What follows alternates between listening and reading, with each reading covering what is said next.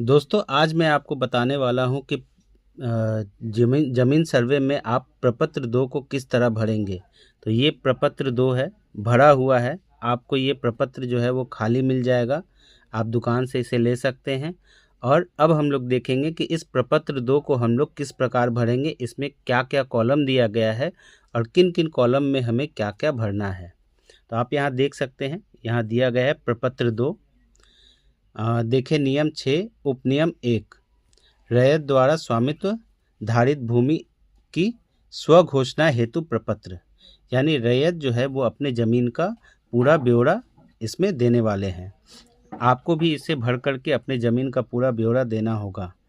अब देखते हैं इसमें क्या क्या चीज़ है। सबसे पहले राजस्व ग्राम, यानी आप किस ग्राम में रहते हैं, ग्राम का नाम, जैसे यहाँ दिया गया है मिसरौलिया।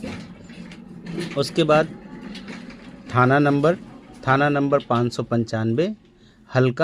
हल्का जैसे हमारा यहाँ छूटा हुआ है, यहाँ पर डालना पड़ेगा।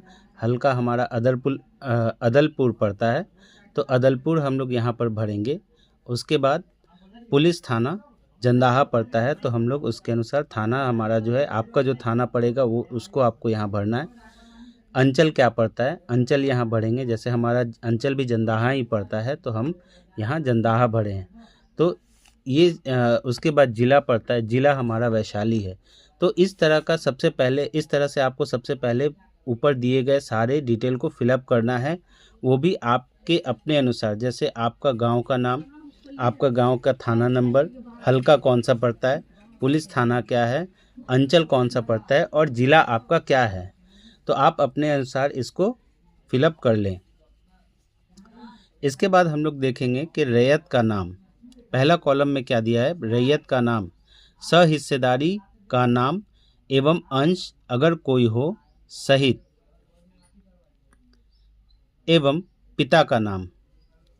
यहाँ पर आपको रैयत, यदि उसमें कोई हिस्सेदार है उसका नाम और उसके साथ पिता का नाम यहाँ पर आपको देना पड़ेगा। तो जैसे आप देख सकते हैं यहाँ 4 भाई हैं, 4 भाई का नाम दिया गया है। तो राम इकबाल राय, राजकुमार राय, शिव कुमार राय, धर्मेंद्र राय, अपना अपना नाम। 4 भाई हैं तो चारों का नाम। उसके बाद आपको आना है दूसरे वाले कॉलम में। दूसरे वाले कॉलम में स्थायी पता, यानी चारों भाई जो हैं उनका पता क्या है। चारों एक जगह भी रह सकते हैं, अलग अलग जगहों पर भी रह सकते हैं, और ज़मीन उनका एक साथ हो सकता है जिसमें उनकी हिस्सेदारी होगी। तो इस जगह पे आप जिन भाइयों का अलग अलग पता है उनके सामने आपको उनका एट प्रेजेंट, यानी अभी जहाँ रह रहे हैं वो पता आपको यहाँ भरना पड़ेगा।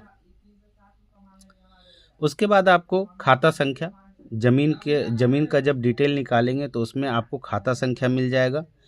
कौन सा ज़मीन है, उसका किस खाते में वो ज़मीन है, उसका खेसरा किस खाते में है, ये आपको निकालना पड़ेगा। निकाल करके यहाँ आपको भरना पड़ेगा।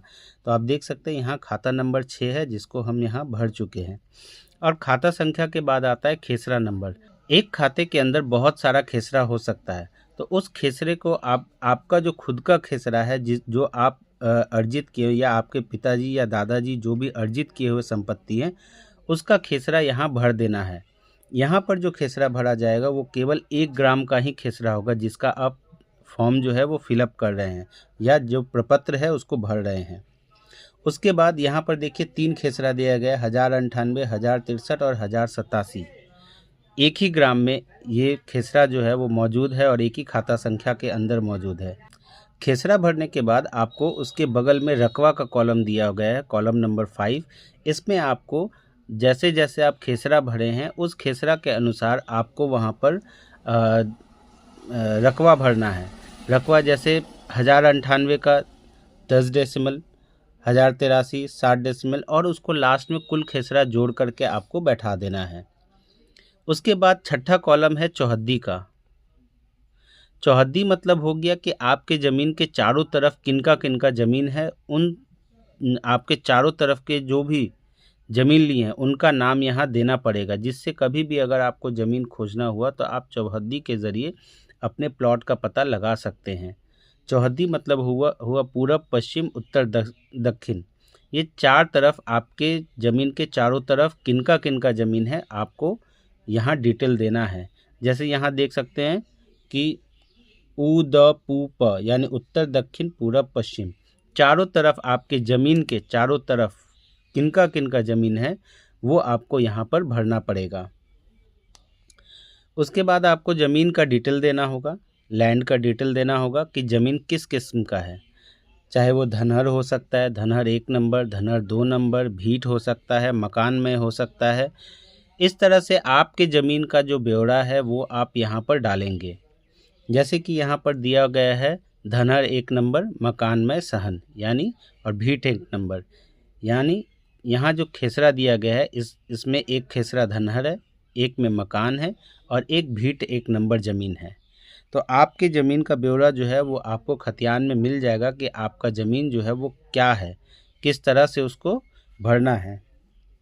वहाँ आपको पूरा ब्यौरा मिल जाएगा कि आपके ज़मीन का किस्म क्या है, यानी किस किस्म का ज़मीन है। उसके बाद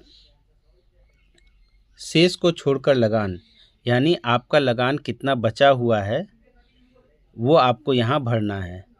उसके बाद जमाबंदी संख्या, जमाबंदी संख्या आपको आपके खेत का जमाबंदी संख्या जो है वो आप जैसे ही खतियान ओपन करेंगे या जमाबंदी नंबर डालेंगे या खेसरा से भी जब आप चेक करेंगे, अगर आपको नहीं पता है जमाबंदी संख्या कैसे निकाला जाता है तो आप कमेंट कीजिए, तो मैं आपको बता दूंगा कि जमाबंदी संख्या कैसे निकाला जाता है ऑनलाइन।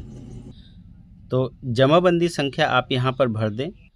भूमि पर दावा का आधार यथा उत्तराधिकारी, दान, क्रय, बंदोबस्त, अन्य, यानी ये जो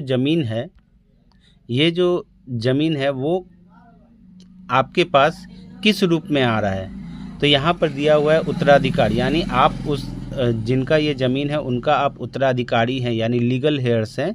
इस वजह से ये ज़मीन जो है आपके पूर्वज का ज़मीन है जो आपके नाम में ट्रांसफ़र होगा। ठीक है, तो यहाँ पर आपको लिखना पड़ेगा उत्तराधिकार। अभियुक्त अगर कोई हो, अगर इस पे कोई केस मुकदमा चल रहा है, किसी तरह का आपत्ति है तो आप यहाँ पर दर्ज कर सकते हैं। उसके बाद आपको यहाँ पर स्थान, तिथि और हस्ताक्षर, ये हस्ताक्षर करने के बाद आपका प्रपत्र 2 जो है वो पूरा कंप्लीट हो जाएगा। इसमें आपको ध्यान रखना है कि जैसे जैसे दिया गया है ठीक उसी अनुसार आपको फॉर्म फिलअप करके जमा देना है। इसमें अगर चूक होगा तो आपको फिर से दोबारा इस फॉर्म को भर करके जमा देना पड़ेगा नए तरीके से। आप जब सर्वे अधिकारी के पास लेकर के जाएंगे फॉर्म जमा देने के लिए तो आपको दोबारा कठिनाइयों का सामना करना पड़ सकता है। अगर आपको हमारा ये वीडियो अच्छा लगा तो हमारे चैनल को सब्सक्राइब करें। धन्यवाद।